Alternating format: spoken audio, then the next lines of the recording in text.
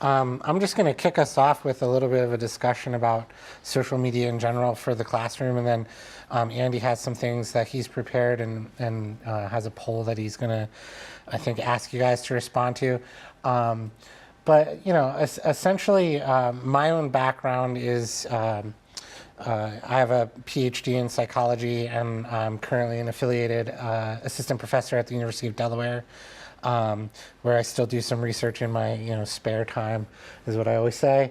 But I started at YellowDigg a few months ago, where my main goal is to really help professors get the most out of the technology, and to also figure out how people are using it, what things are working well, and to sort of take a lot of that knowledge back to our engineering team and make sure that's implemented in ways that's useful for you guys.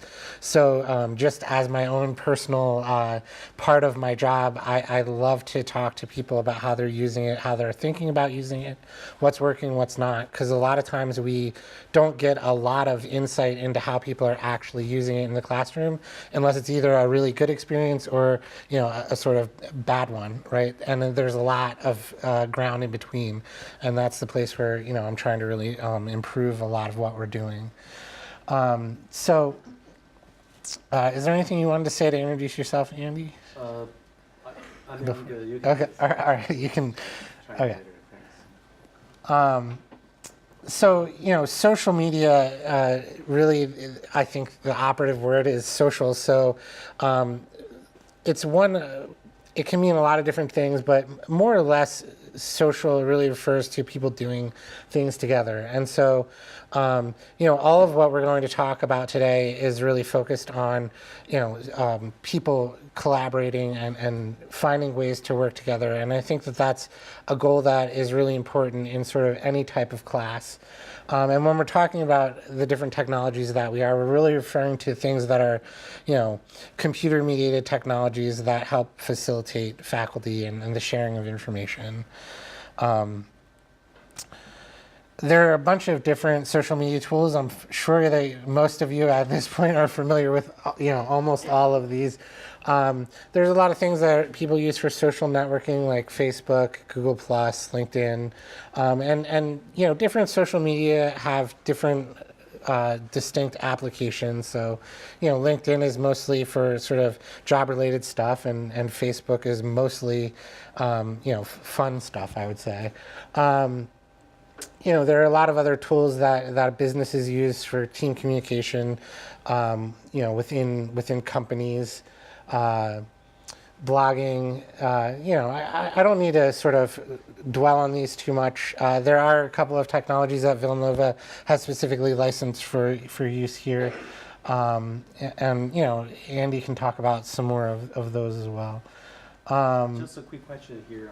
So regarding the social media tool, how many of you have heard about like Web 2.0 tools? Web 2.0 tools? Web 2.0 tools?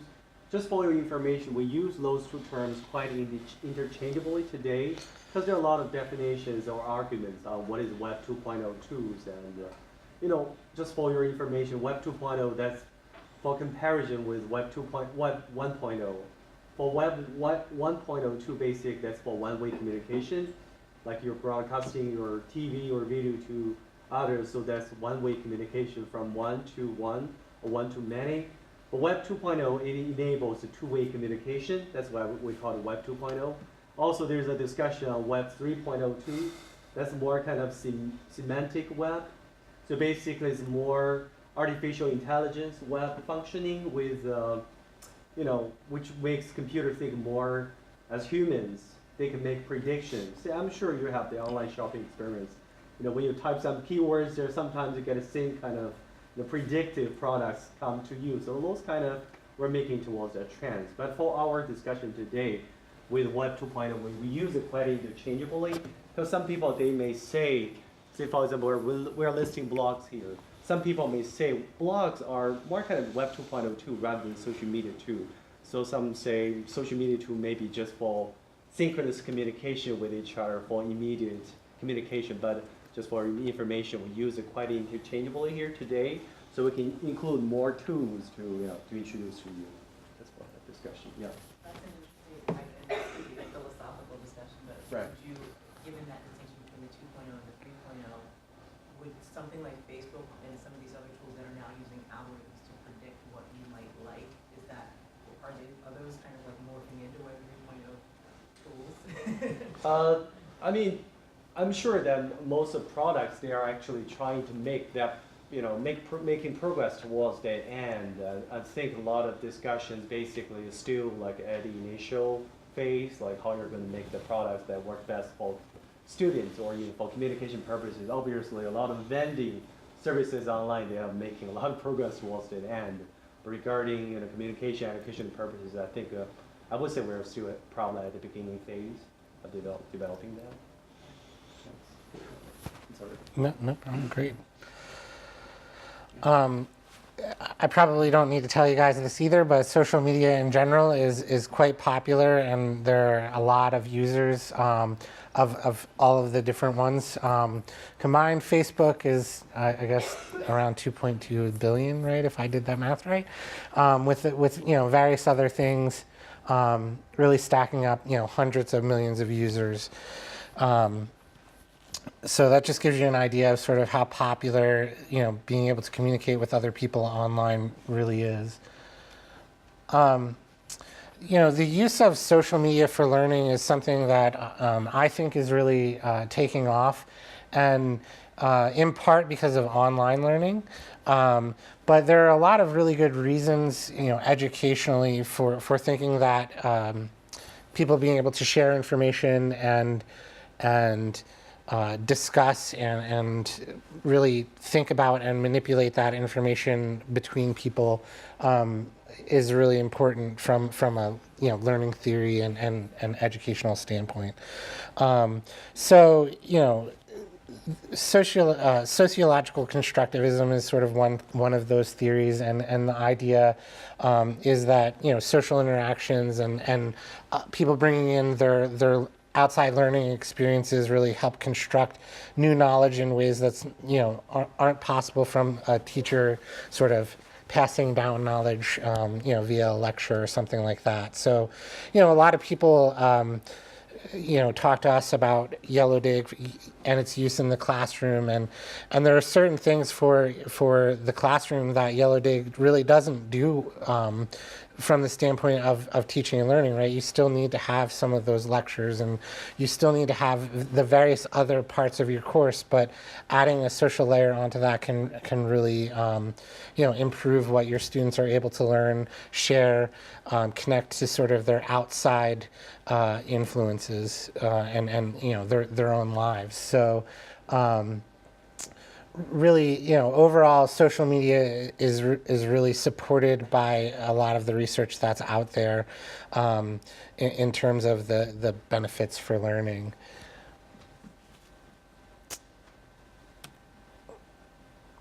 And some of those benefits specifically are encouraging interaction and engagement among students, really allowing students to take ownership of their learning and focus a sort of student-centered approach to learning. Extending the learning situation beyond the classroom, allowing more time for them to think about and sort of process the material and review it in interesting ways. So one of the things that I think is really interesting about a lot of uses of social media in the classroom is the ability for somebody to learn something, in week one of a class and then encounter it, 6 weeks later, and possibly bring it back and show the class an example of something that they've seen that really fits with what they already have learned in the classroom, or that maybe integrates with another topic. There's still a lot of people that need help with digital literacy and learning how to interact in online and in different social situations. So social media can allow an avenue for that, and also maybe a sort of safe space to be able to do it as well, and kind of get more comfortable interacting with others. I really think, and I already sort of mentioned some of these, is integrating across class topics is a huge part of of starting a good discussion and getting people interacting. If you're reading a chapter, it's organized in a specific way, and conversations are not organized in that same way, and different social interactions are not organized that way. So it really provides different ways of encountering and engaging with your material. There definitely are challenges, and we hear a lot of inbound concerns from professors about sort of online behavior, or keeping sort of the academic part of social media separate from the more social parts of what they're doing. Definitely, it could be distracting if it's not used in a thoughtful way. A lot of times, different institutions are not super supportive of the technology, or how it can be implemented. It seems like Villanova is definitely not one of them, but there are some institutions that aren't as on board with it, and those are the ones where we sort of see professors struggling a little bit more with how to use it. And of course, any technology takes a certain amount of time to learn and use, which is an important consideration anytime you're adopting something for your class.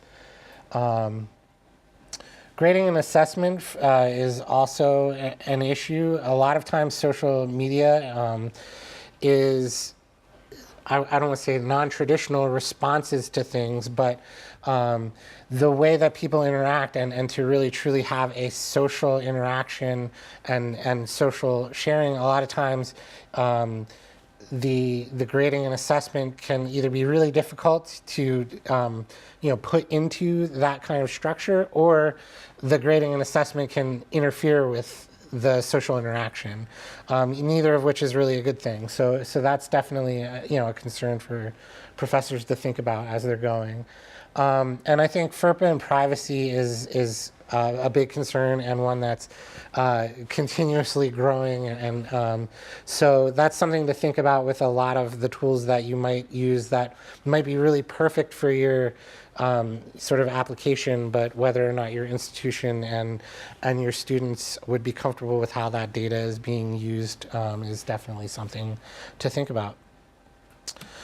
And here's just a slide that I think always comes up when we're talking about technology in general, which is, technologies don't necessarily bring about revolutions by themselves.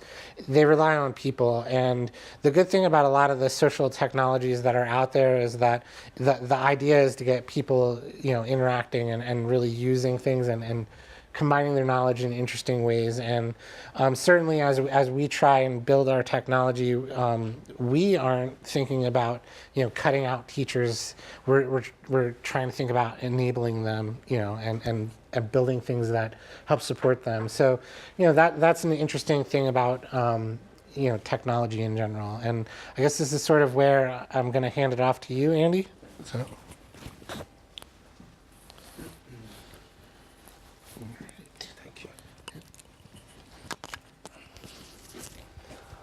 All right, so I'll take over from here, and also listed here is one of my favorite quotes. Technology, they themselves do not bring about changes. It's people do. It's more about how you're going to design your course and design your instruction in a way that the students can best benefit from that, rather than get sidetracked by what kind of fancy technology you're going to use. The purpose of saying that, not to de-emphasize the importance of technology, than why you're here today. So I just want to emphasize the importance of thinking about how you're going to design your course so to best utilize the technology. As always, from instructional design standpoint, it's always good to go back to your objectives. If you have taken to any of our online courses or online trainings, we have been talking a lot about, one word we have been saying a lot is the alignment.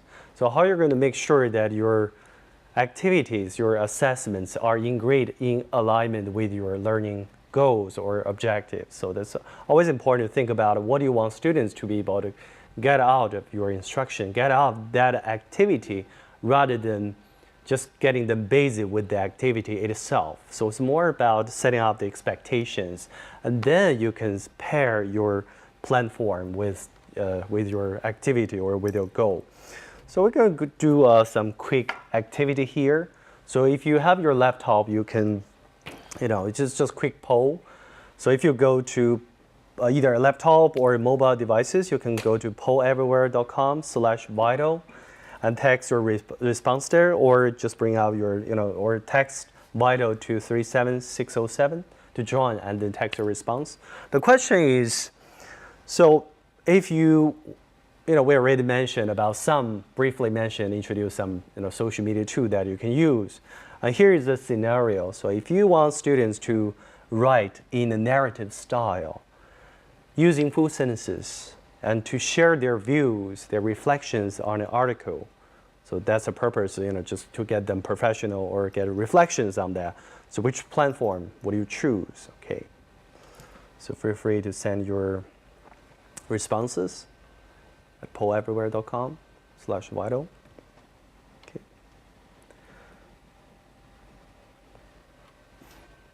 We have LinkedIn, Prenzy, Twitter, blog, Pinterest, Facebook. I will also be introducing each of them, at least some of them, in a little bit. So rather than introducing them for now, I'll be just curious to see your thoughts, your responses. And also, if you don't mind, I would like to suggest maybe take 1 minute or two to share or talk with your peers. I know probably right now a lot of people have agreed on the responses so far. So I would suggest maybe take 1 minute or two to talk with your peer or people close to you to talk with them to see why you think maybe blog is a good option, or why you think Prenzy or LinkedIn or Facebook are not a good option. So let's talk about maybe for 1 minute or two. Think about why do you think you choose that, make that choice. Okay, question.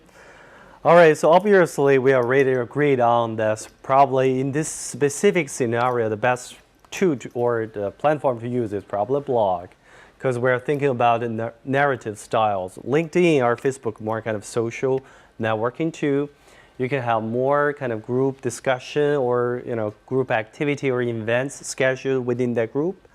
But honestly, I would say they're a little bit too big for such kind of activity, and you have to weigh out the trade-offs of setting up such a powerful or engaging platform like that to fit in such a small or specific activity.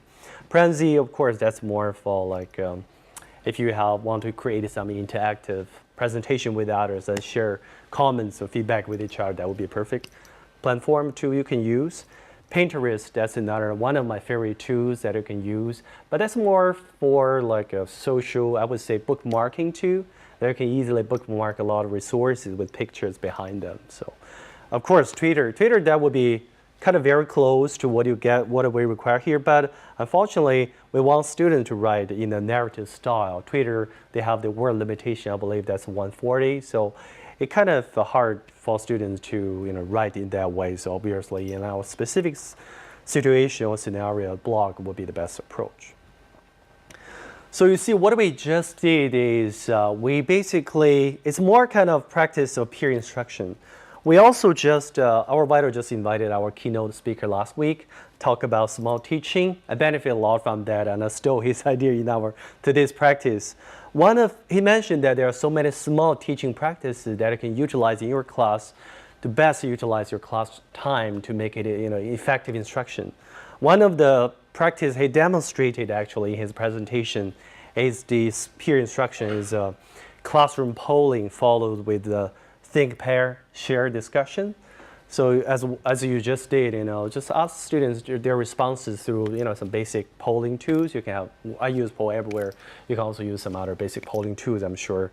And also followed with think, pair, and share activity. In that way, you can engage the students in a more kind of deeper level of discussion rather than just giving out their voices or responses.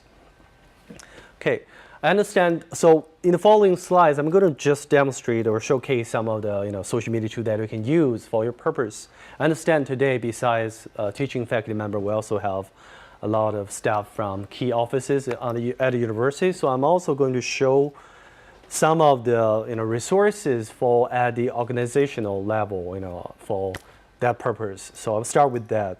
So a couple of resources here. So first example I want to show is the exemplary use of Facebook. So this is the one example from Penn State World Campus. It's their online campus.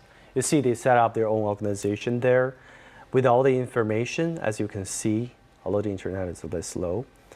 So they will be using that space to post all the information related to their online campus, online education, all the information students can know or the events they can, keep track of. So those are, I find, a very helpful information for especially prospective students who want to know more about the online campus or online program. One thing I find interesting is they also have the, what is called reviews, recommendations and reviews. Top 3 recommendation here. Of the top 3 comments, I find 2 of them are quite negative. So that's one thing you got to be careful when you're thinking about setting up something like that. Better thinking about how you're going to utilize that too. Another example is, I believe that's the use of Pinterest I just mentioned. So this is the resource from University of New Mexico from their career services. As I mentioned, Pinterest is more for bookmarking too, so you can bookmarking all the resources. One thing I like it is you can set up your different boards with different broad categories of topics so students they can refer to. So this is one of my favorite resources, at least through my research before our workshop. As you see here, so for career services students want to get some more tips, general suggestions on how to conduct their interview, how to dress for the interview. So a lot of helpful information are categorized here in the different boards. So students, if they want to know about the dress code for success, about cover letters, how to write their cover letters, or internships, a lot of information are, students can easily follow and find the resources here. I find that's a very good exemplary use of social media of the Pinterest. Another example is here. I believe that's a use of Twitter from University of Wisconsin-Madison. So from their IT department. So they have been posting a lot of information, updates on campus regarding, their IT department. Of course, even on our campus, we have a lot of very good use of those social media tools. Of course, our own unit, they have their own like Twitter website with all the resources, informations that people can follow and try keep track of. Another resource I especially like is it's from our library. It's not because I'm presenting from library. It's because I really like it. It gives you a lot of helpful resources, all the update events, upcoming information that you can find, especially their way of designing that. I find it's very, at least homey, place I can always go to refer to. So this is one of my favorite sources here too. So that's another example. Another example is from I find that's from the University of Notre Dame. So one thing I like them is because they have their own directory of all the social media channel resources categorized but based on different departments or key offices. Say if you're interested in finding out information updates from whichever units or department, you can easily follow and find their updates. So this is a good bird's eye view of all the social media resources events. On that UND site, is that just their official offices, or is there like a section for individuals, let's say, for their faculty or staff that may operate professionally? I'm sorry, what's the question? That's all the departments. Right. Do they also list their faculty and staff who may also have one of these accounts? I see. I don't see they have the faculty staff list. It's more for the an office level, universal level, yeah, more kind of official website and Twitter accounts. Okay. But that could be actually a good idea if departments can if you list. Want to promote individual faculty members, and I think from things from a media relations perspective, Right. more and more faculty members are utilizing this not just for their own professional work, but as a means of professional discipline particularly. So Right. this might be interesting to see if there's a college out there that's actually trying, because they always talk about promoting the faculty. Here's one way of just, here's their accounts. If True. you're a student interested in sociology, you can follow the 5 sociology professors that are available. I just think it'd be an interesting and a different take. I don't know how that would work with Well. institutional policies or legal type things. There's probably a point Right. on this on that. I think the first step would be to connect with learning regulations. On some points, they do try to connect media with experts on a topic, and they'll do that through Twitter. So that would be one possible collaboration that currently exists. It's good. All right, thanks. So let's move on to some specific examples that you can use in your classroom.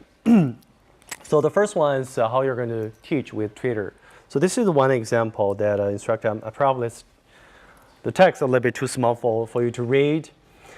That's best I can post there, but I can read it out for you. So basically, once again, always go back to why you're using this assignment. So this assignment or this activity is basically the instructor wants students to be able to reflect on the use of social media or the impact, the social culture impact of media on their life events or on their reflections. So basically, and with that purpose, the instructor wants students first thing is to register their own Twitter. Probably one thing I would suggest, at least I think would be safer. One of the suggestions usually try to separate their social life with their professional academic life. So you can ask students to register for their own, maybe using their Villanova email to register for their own Twitter account. And the second is post their Twitter screen name and follow each other, follow the instructor. One of the requirements is the instructor asks students to post at least once a day for a whole month period. So once again, think about the purpose is ask the student to experience. And then at the end, the instructors want students to be able to, to write a short reflection essay on how their experience of using that. So to fit for that specific purpose, how you're using that. Especially think about how you want to use it. That's why we mentioned is, once you think about how you're going to use that specific tool, you may have to figure out a way how you're going to provide the best guidance or instructions for that purpose. So here you can, use one of the example from the Twitter rubric. So think about this is one of the analytic rubric. I'm not sure how familiar are you with the analytic rubric. Basically, you have the basic standards coming up with, and you want students to make sure that they follow each standard. So based on your purpose, you can think about what are the standards you want students to be following throughout the whole semester or a certain amount of time.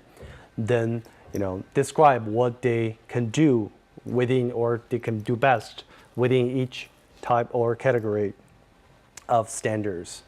So another thing is that Facebook, of course. Facebook, whenever we talk about, I actually just got a chance to talk with another colleague who mentioned Facebook are more kind of outdated now for younger generation. I feel bad because I just started, I'm still using that and I'm quite active, especially with the closed group activity.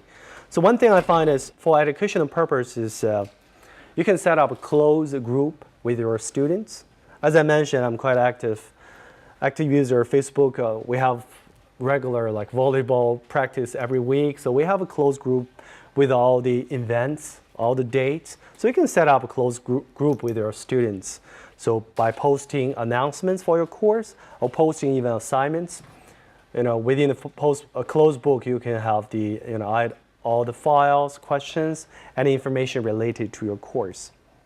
That's an example. Another example that for economic class, so students or teacher can pose some questions, students can reflect on that, have a little bit of discussion on there too.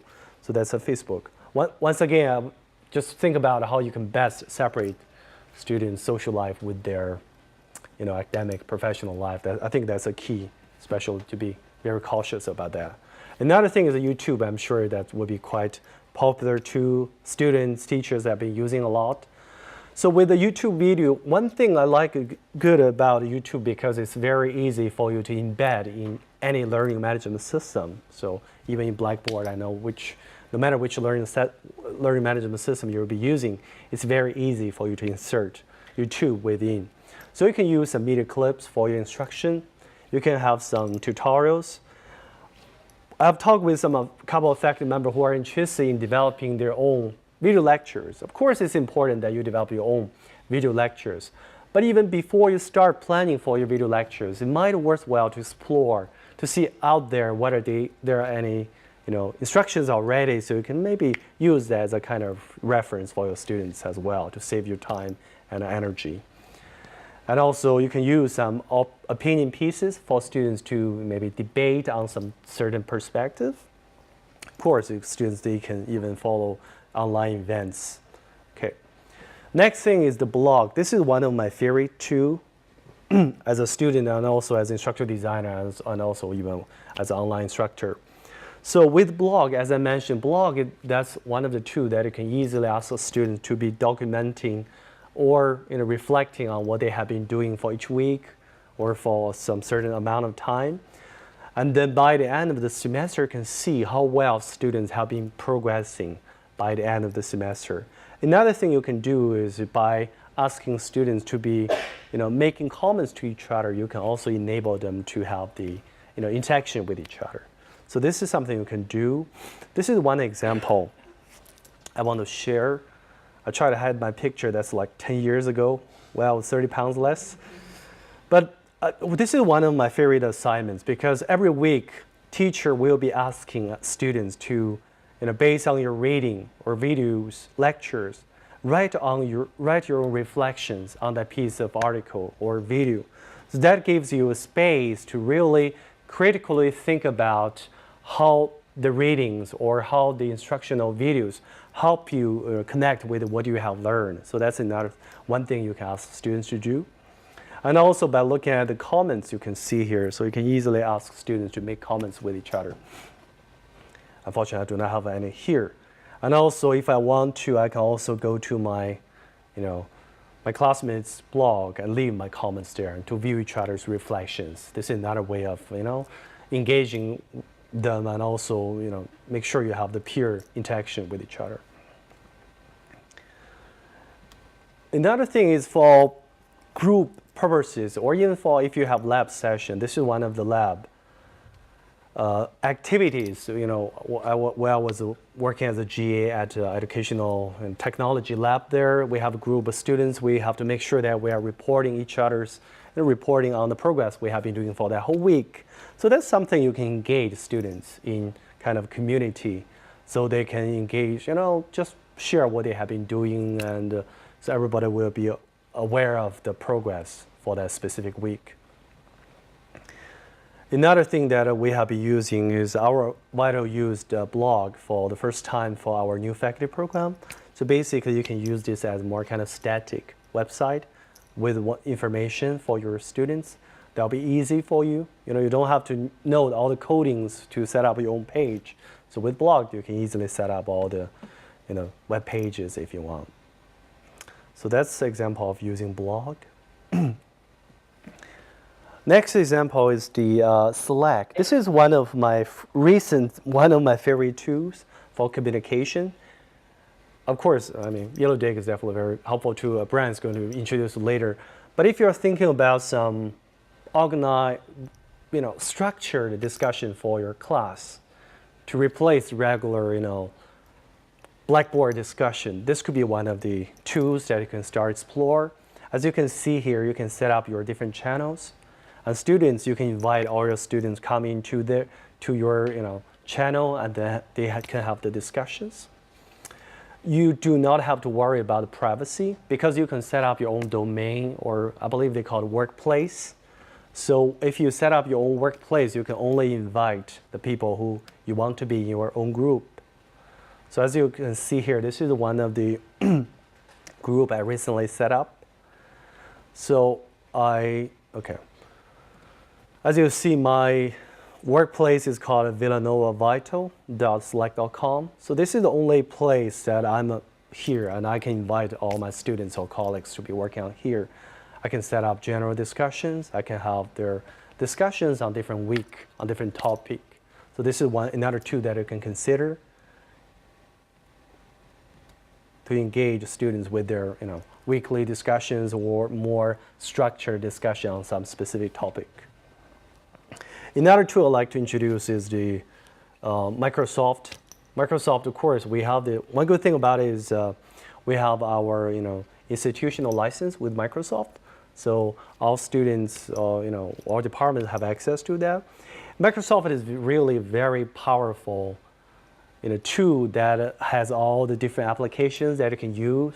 They have the Microsoft SharePoint, Microsoft Group, Microsoft Notebook. Those are a lot of applications that you can integrate all together to fit your educational purposes. But for today's discussion, I want to limit that to just one piece of function that you can use in order to engage students in their group work. It's called Microsoft Teams. So what you can do is you can set up your teams, and then you invite students to the team as a group. What you can do is you can share, under here you can see, it's probably a little small. You can see they have different tabs. The first tab is a conversation. So kind of similar as the Slack channel I just introduced. You can also invite your group members to ask questions if they have any. And also with the files, you can easily share your files with each other, group members. If you give them the rights, they can also share files with each other. Another thing you can do is you can even integrate that with a notebook. So you can set up your own notebook ratings or resources with students so they all have access to. That's one of the benefits, as I mentioned. You can easily integrate without some other applications. You can even, within the teams, you can even set up your own assignments or even quizzes. So that's a lot of features you can start exploring. So this is one of the assignments. You can even set up your own survey, just to, if you're thinking about formative feedback from students, especially while we're getting close to the midterm. Think about what students they have been thinking about your course, and to get some formative feedback, you can use that too. So that's Microsoft Teams. Another tool that we can introduce is a Voicethread. Once again, we have the institutional license. So Voicethread is another social media tool that you can use to engage students in a closed group discussion. So what it does is, as a presenter, you can share your pictures, text messages, videos, or even slides with students. And then for students, as you can see here, they can reply or make comments to your presentation by texting back, typing their responses back, or even using their phone to call into, or leave your voice message, or even their video comments there. So it gives you a lot of options. So this is one example. If you want to engage students in discussion, comparing two pictures, or just make a comparison, a contrast activity, you can post your assignments here. And students, they will be all around the corners making their own comments, making their, just connect with each other, share their own ideas. This is another tool that you can use. Another example is the thermodynamics. I have no idea what's happening there. So at least you can see that a lot of discussions going on. Another function I recently just learned, which I have been thinking about that even for online instruction, is you can even have your group presentation. Because I work with a couple of faculty members who are teaching online. They're trying to think how I'm best to ask my students to present in a group. Of course, we have the synchronous meeting tool like Zoom. You can ask students to present in a group. Another approach you can use is to try to use Voicethread. So you can invite one student to be, the team leader, and then invite others to come in to make edits to your slides, and then you both present as a group. And then you can share that presentation with the whole class, and the whole class to make comments with that. So that's another way, even having your group discussion or presentation. Okay, one last example is a YellowDigg. I just wanted to leave that to Brian, who's, I'm sure you have more things about your own products. Thanks. Oops.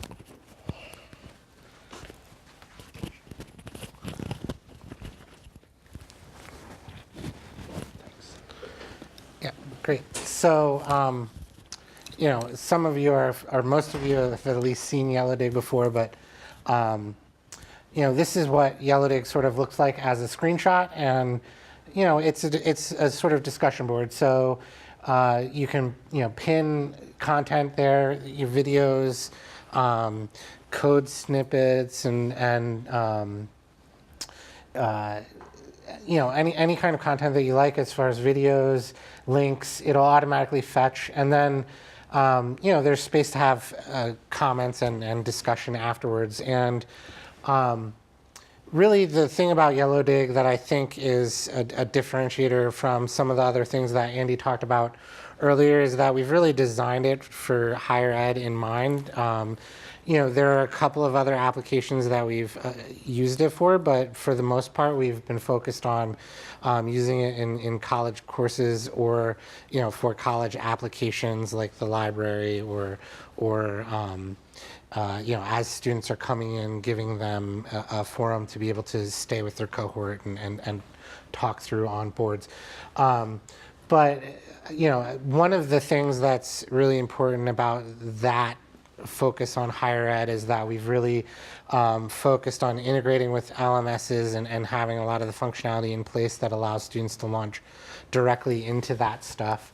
With data security and FERPA compliance being a huge part of that.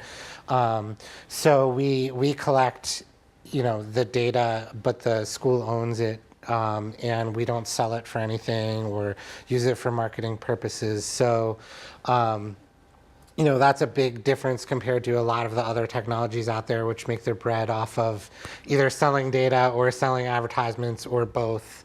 As sort of FERPA and other data security issues continue to come up and cause bigger issues, that is an important differentiator of YellowDigg for sure. A big part of it that we find the professors really like is that there's a good tracking system for student participation, for nudging them if they're not participating in a discussion, and for being able to see what is engaging to them. So we're feeding back a lot of analytics that aren't available in other platforms because they're not directed for sort of classroom use. There's really a familiar look and feel to it that's similar to various other media, so students really pick it up quickly. Hopefully professors do as well in terms of at least the interaction part. There are a lot of options and things that it's my job to sort of help people figure out how to set up and make the best use of. It's really pretty easy to implement in classes. And in a lot of cases, I try to tell professors to start with the simple thing and then over time be able to, think about better ways of using it. Because a lot of what we've designed it for is a little bit of a set it and forget it kind of discussions. But we have been at Villanova for 3 years. And it has been used in a number of classes, so I'm sure there are a lot of people on campus that can give you, good recommendations and ideas about how to use it and how not to use it and things like that. And I'm also happy to help do more of that or connect you. One thing, I think it's on my next slide. One thing that is a major differentiator of YellowDigg is our point system and our sort of automatic grading, feedback to the LMS. And I actually just pulled data yesterday, which I wasn't able to get in the slides, but what we see is that when people enable our point system and then enable the passback, we're getting 2 to 3 times the amount of pins, words, and things on those boards versus ones where they're not using the grade passback or not using the point system. So if you're going to try out using it, I would recommend using it for at least a small part of your grade and to enable the point system. And I'm happy to help you set that up or whatever. But that is one major differentiator of YellowDigg, and it definitely has an impact on how students are interacting in the platform. And what we generally see is that really YellowDigg, in terms of enabling better discussions and this sort of processing of material and going back and forth and having a legitimate discussion really works, and it helps increase engagement in the courses versus LMS discussion boards. We actually have seen from one university they get 8% less dropout from their classes after they implemented YellowDigg compared to before. And most of the students say it's an interesting, important part of the class. We do generally recommend that people use a single board and a single board flow, with the idea being that people start a conversation and they're free to come back to it and discuss those topics throughout the course. That's really the way that YellowDigg was designed. And we use topics to sort of help organize that discussion so that you can still have topics to, talk to a specific unit or a specific topic within your class, but that the discussion stays going week after week. One thing that I always tell people, because we're really focused on discussion, is that a discussion really requires a turn taking, and turn taking requires time. So a lot of what we've designed YellowDigg around in terms of the point system is to get students to come in earlier, start posting their content earlier, and be able to have time for those interactions to unfold. And really the single course flow that we usually highly recommend, and it's really the way the technology was designed, allows those discussions to sort of spill over week and bring things in across topics and across time within your course. So that was a really intentional design decision, and it really helps build discussion. So if there's one thing that I had to say, if you really want to get a discussion going, I think that is the clear application for YellowDigg. But that's my sort of preamble to later discussion. I can run through more of a demo on, I don't know if, yeah.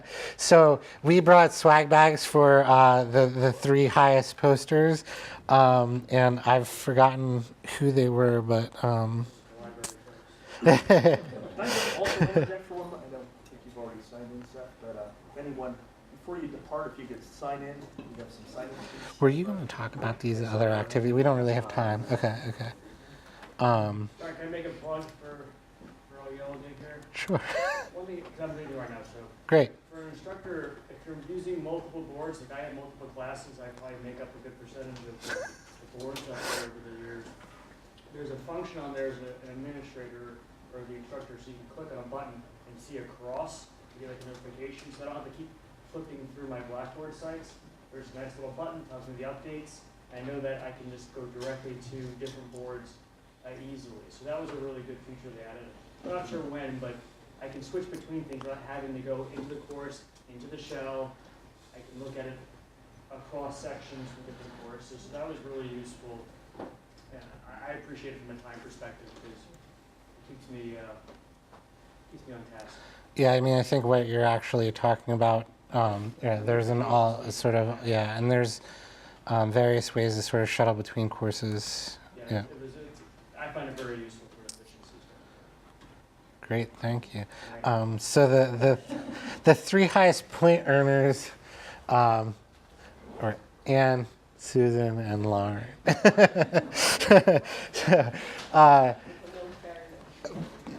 But I'm happy to go through a sort of more of a demo of YellowDigg if people definitely want to stick around. But this does show off one of the sort of data collection features of YellowDigg. So we can see exactly who earned points, sort of what the average was, and various other behaviors that people have done within the platform. And this is only available to the instructor. So what the student would actually see, I'm logged into this board as a student, so this is what I would actually see. in terms of the total number of pins and comments that have been left, what the board averages are. These are different metrics that we've calculated. You can see how they're calculated in there, but a lot of these allow students to see how other people are responding to what they're posting. So in addition to the points system, which sort of can motivate them to post more, this gives them an idea of how other people are responding to what they're doing and whether they're liking a lot of their pins or responding to them. So you get an idea of my network popularity is pretty low here. But it can give you an idea of how to sort of work within the YellowDigg system to improve some of these metrics as well, and give you an idea of where you are in relation to the class. But a lot of this data, a professor can go into any student and see this view as well. I'm going to skip back to Andy's view here. I think a really interesting feature in terms of data collection too, since I'm already on that, is the topic analysis. And there's only a couple of topics that were used in this board, but this gives you an idea of as you pin, you can set it so that people have to add topics, and professors are the ones that set up the topics. So we set up a bunch of different topics. These are what pins came up, and you get a chance to see what is actually engaging your students on the whole. And within the point system, you can turn off and on points for different topics. So for example, this one got a lot of action.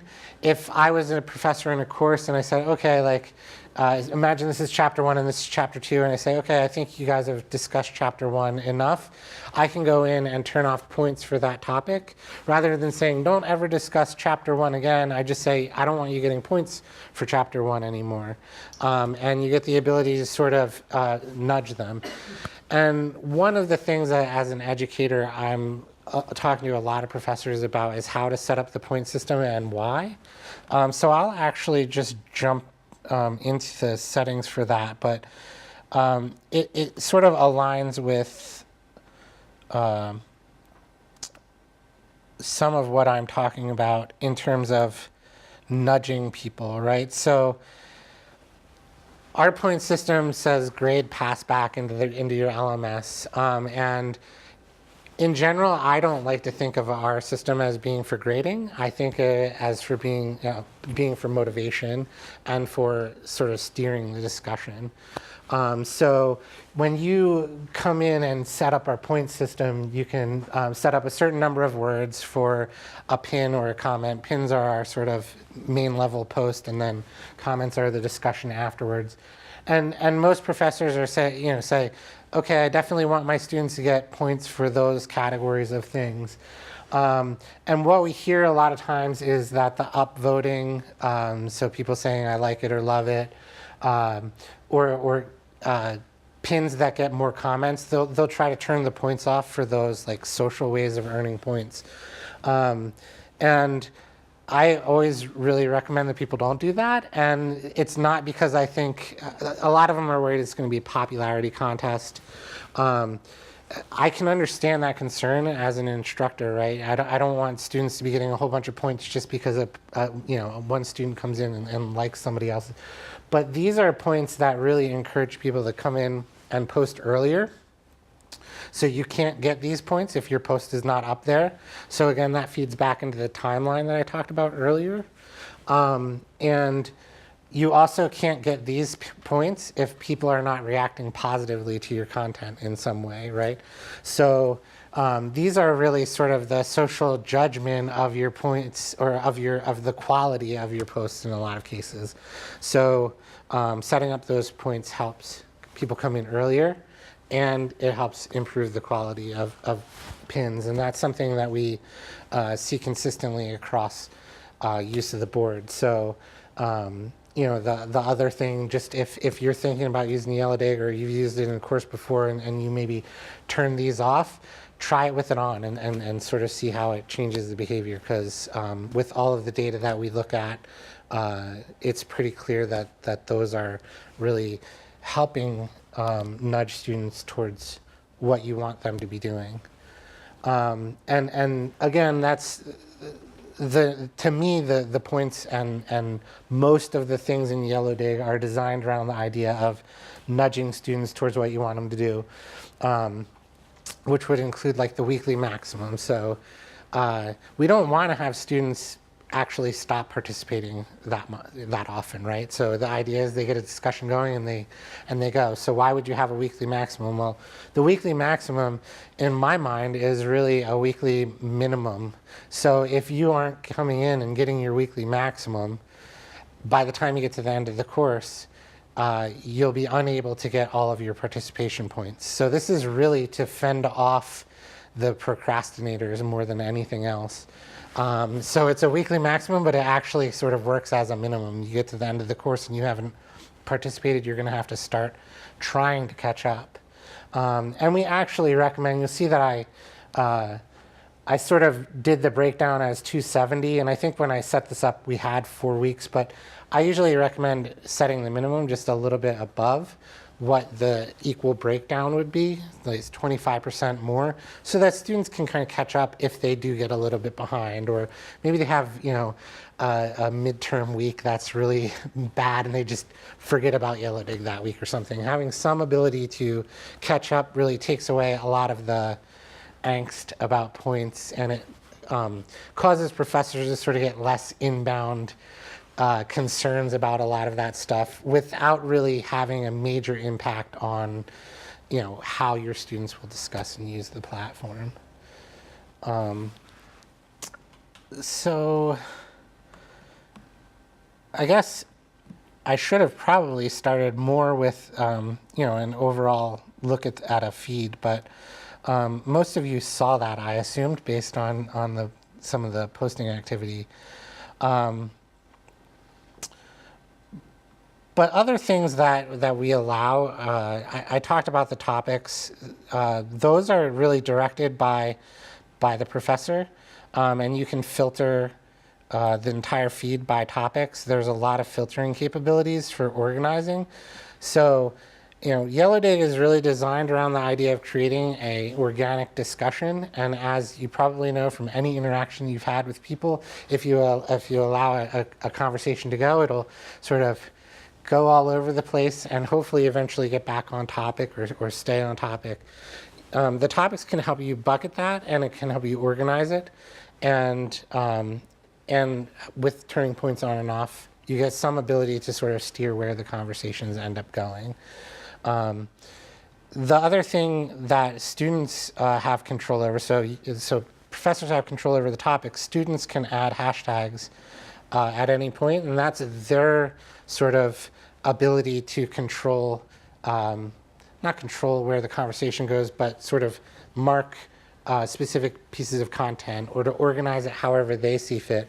And there have been some boards where like a professor has organized it some way, and then we see the students really coming up with some other interesting sort of conventions to organize the content to their own needs.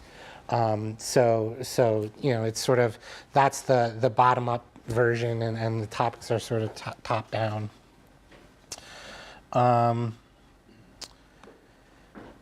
There's a lot of different filtering capabilities that come in handy for professors. So you can filter by date. You can look at any individual user. There's a lot of professors that want to use YellowDigg and be able to grade specific things.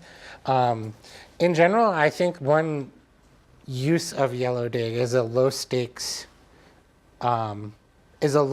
way to be able to interact with other students. So I tend to think that it's better not to do really systematic grading, but of course there are a lot of professors that want to do specific assignments within YellowDigg, and you can do that, and you can filter by users. You can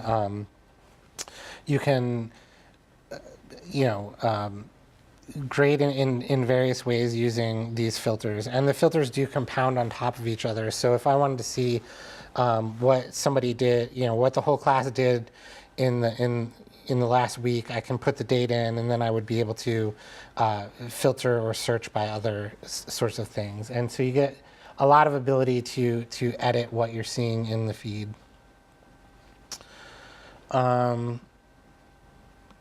Okay, I already talked about a lot of the admin stuff. Within the community, you can see all of your students. You can see their activity, how many pins each person has had. Uh, there's a sort of leaderboard here that you can see who's sort of the most active people. There's a place where all of the files for a course are if somebody had attached a file, nobody did for this board, but you would see the files there as an easy way to access anything that's been added to the board.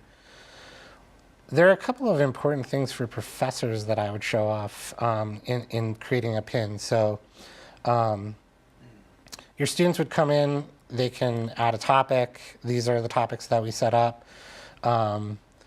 Different technologies. You can add a web link. It'll auto fetch the title of it. But a couple of the things that I definitely wanted to highlight, there's all kinds of different things that you can add. There's a polling feature. So you could go in and create a poll similar to what Andy did with the other one, where students, if they were logged in, would be able to respond. And that can be, sort of synchronous or asynchronous. Most of the uses of YellowDigg are outside of the class, in terms of what people have used it for. But if you pin something or comment on a pin that already exists and other people are in the platform, it'll auto-update their feed and it'll show them that there's been a new pin or comment that you can jump to. So there's all kinds of synchronous ways that you could use it in class if it was something that you were interested in doing. There's University of Michigan is using us. They specifically asked about some different features for being able to have an in-class conversation to allow students to ask questions. So that's something that is now built into YellowDigg as something that we can handle, and that's another good example of a university sort of helping us figure out how people want to use it, and then us being able to actually do it. So that's why I'm always open to hearing how people would like to use it. But I think I'm going to cut off my talking, and I'm happy to answer any questions about YellowDigg that you guys might have, or about the sort of whole presentation that we did, or if anybody wants to sort of say some different uses of social media that they've done that have really worked out for them. That was another thing I know we wanted to talk about. So.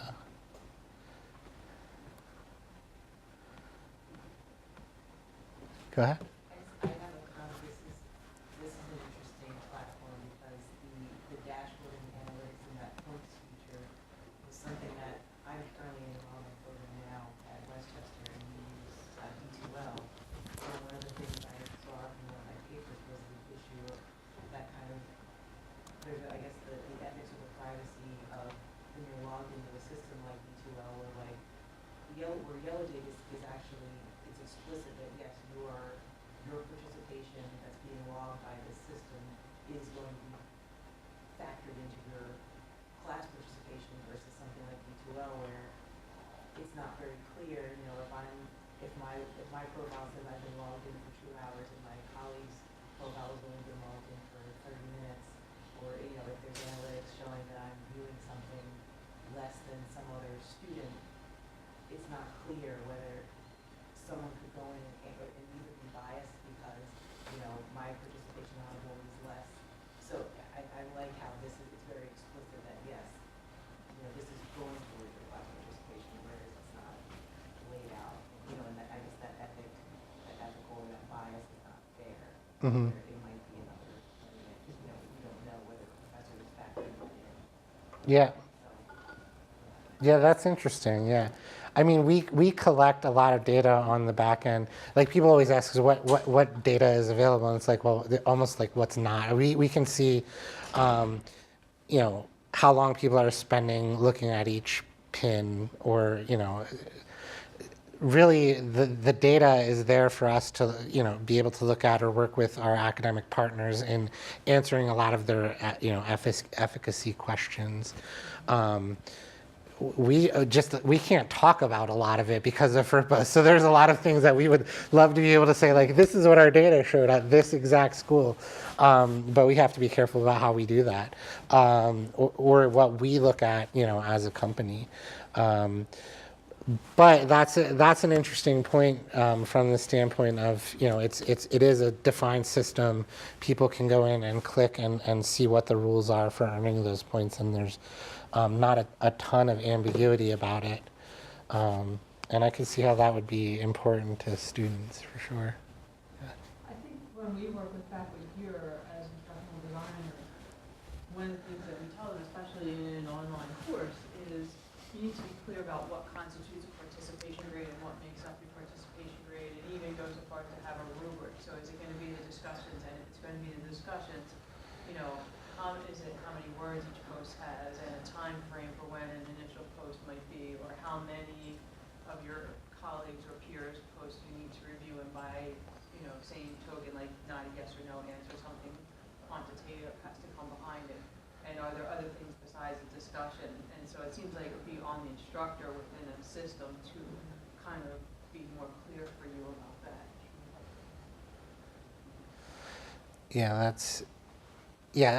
I think grading is always an interesting conversation in terms of, what students expect, what the professors, want to do and expect. I think in general, we see a lot of people use, YellowDigg for 5 to 10% of the grade. And, they set up whatever rules that they feel like is going to help achieve the goals that they want.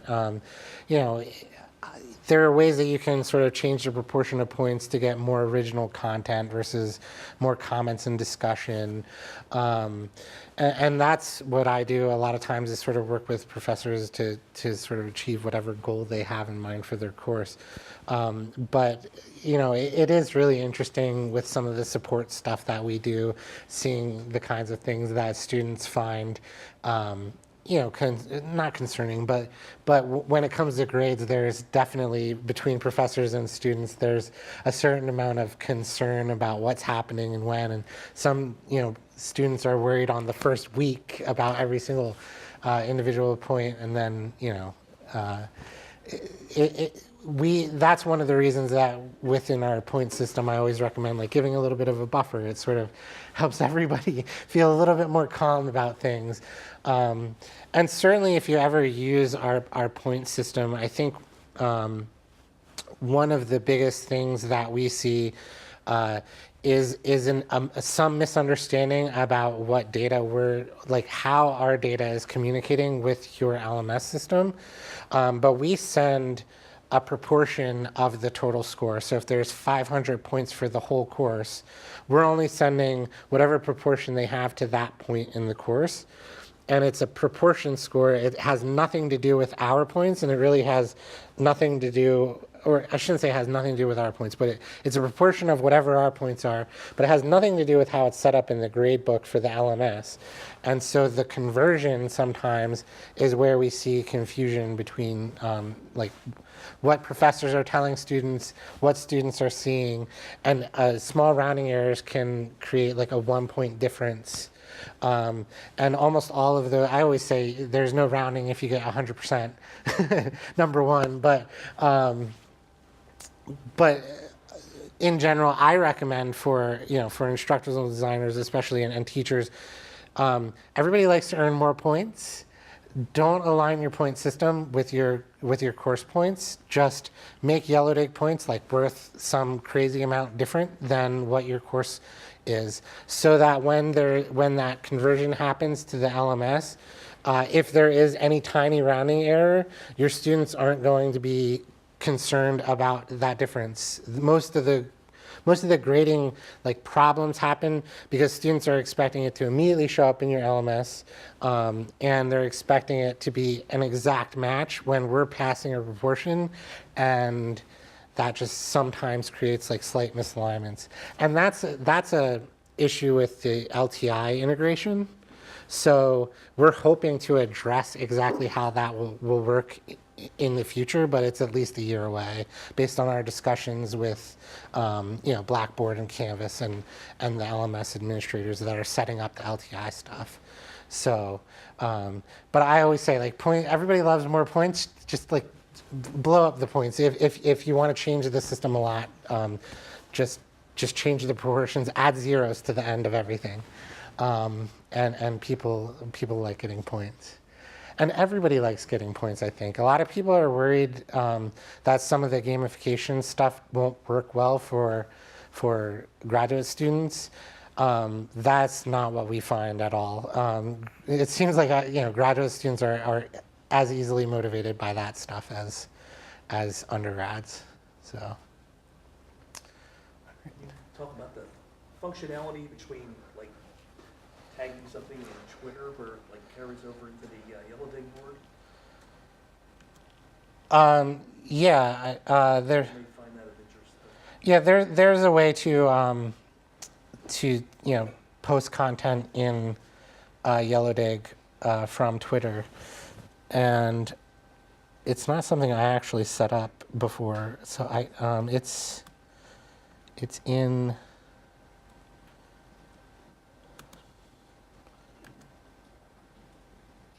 Is that in regular? That's in the basic settings, right?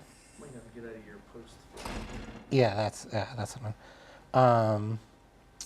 I think it's in regular settings.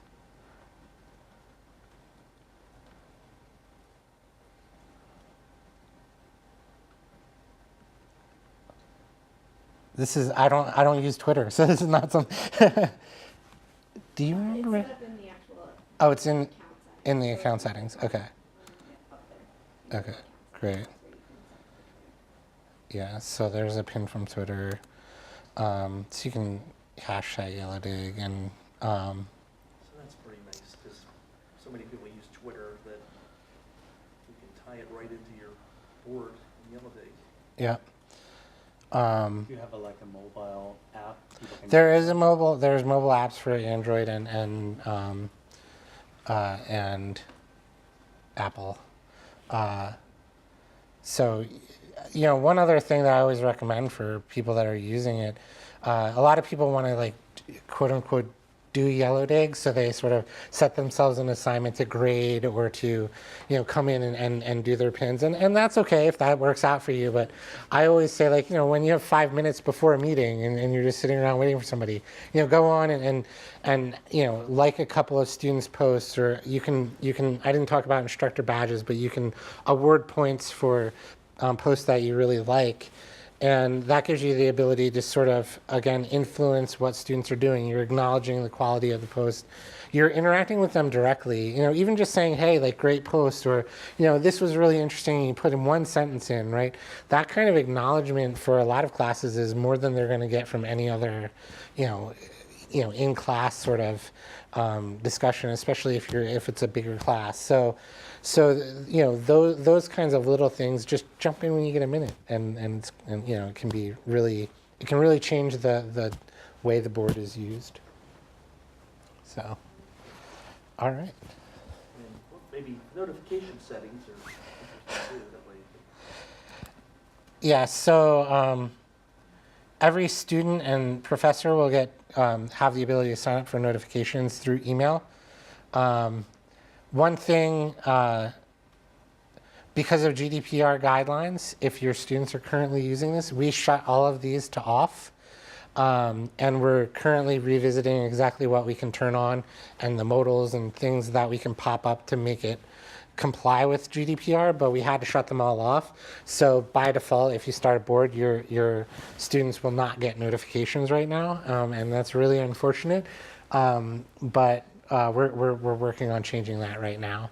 But you can, as a professor, you have almost all of the same functionality that a student does as far as interacting within the platform, what you can get notified for.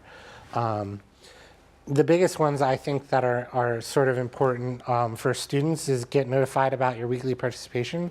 So as a professor, you can set up the nudge about how often students are interacting. If they're not meeting a certain level of interaction on the board, you can give them that nudge.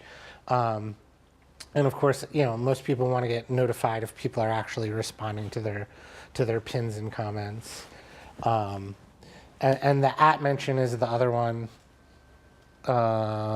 If somebody mentions you in a pin or comment, so this is @mentions. If somebody uses the @ and calls you out within a post, you have to have that one for a notification.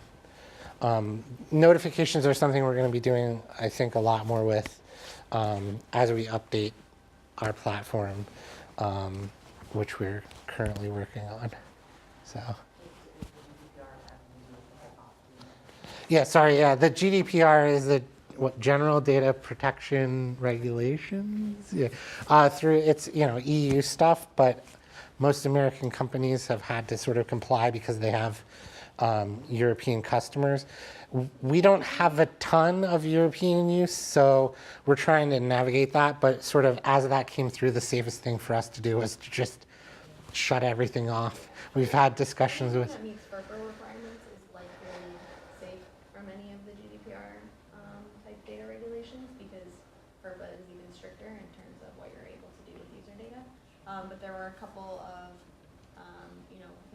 we met with lawyers just to make sure, and they advised us just to be safe to go ahead and turn off notifications and just alert users on where they can turn them on.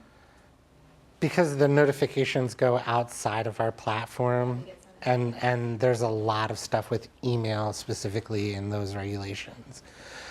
So out of sort of an abundance of caution, we shut them off because we'd rather be on that side of the, in general, that's how I think, we operate as far as data and people, getting what they expect out of the experience. So. Yeah, we've on a one-off basis if that is sort of impacting the user experience in a negative way where students are, not as engaged because they're not finding that they're getting those emails, hey, someone mentioned viewing their post in YellowDigg. We're right now working on sort of like a banner alert for the next time they log in that will just let them know if they have no notifications turned on that is the case and here's where to find them should they opt in. We started getting more support calls about the @mentions. Yeah. Everybody's like, they don't work, and it's like, no, your notifications are just off, right? They're working, yeah. So that's been the most clear example for us of this is affecting the user experience in a negative way, and so we're definitely changing that. All right.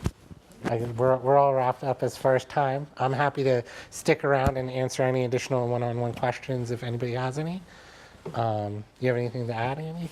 No, I'm good. So basically, just go through the tools. If you have questions, feel free to talk to us. Gentlemen? And client success at YellowDigg.com is sort of how you would get in contact with Claire and I if you have any questions. And of course, Rich can help you with a lot of stuff or talk to us.